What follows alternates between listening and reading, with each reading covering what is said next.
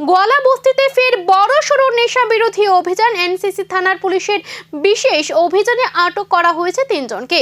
তাদের কাছ থেকে উদ্ধার হয়েছে বিপুল পরিমাণ নেশা সামগ্রী। নেশার বিরুদ্ধে কড়া অবস্থানে পুলিশ।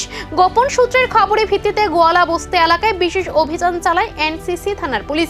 অভিযানে সন্দেহভাজন কয়েকটি স্থানে তল্লাশি চালানো হয়। তল্লাশি চলাকালীন বিপুল পরিমাণ নেশা সামগ্রী উদ্ধার হয়। ঘটনাস্থল থেকে আটক করা হয় 3 জনকে। পরে তাদের থানায় নিয়ে গিয়ে জিজ্ঞাসাবাদ শুরু করে পুলিশ। স্থানীয়দের অভিযোগ, দীর্ঘদিন ধরে এলাকায় গোপনে চলছিল নেশার কারবার। তবে পুলিশের এই অভিযানের পর আতঙ্কে পড়েছে চক্রের সঙ্গে জড়িত বলে মনে করছে এলাকাবাসী। এই ঘটনাকে কেন্দ্র করে এলাকা জুড়ে চাঞ্চল্য ছড়িয়েছে। ঠিক কত বড় চক্র কাজ করছে এর পেছনে?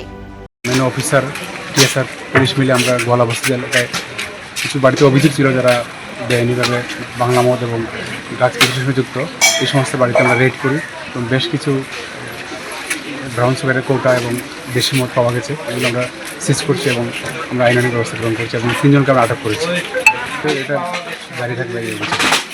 এটা মেনলি নেশা বিরোধী অভিযান। প্রায় সময় অভিযোগ আছে যে গোয়ালা বস্তি এলাকায় কিছু লোক অবৈধ নেশার সাথে যুক্ত। তো সেই খবরের ভিত্তিতে আমরা আজকে স্পেশাল রেড করছি।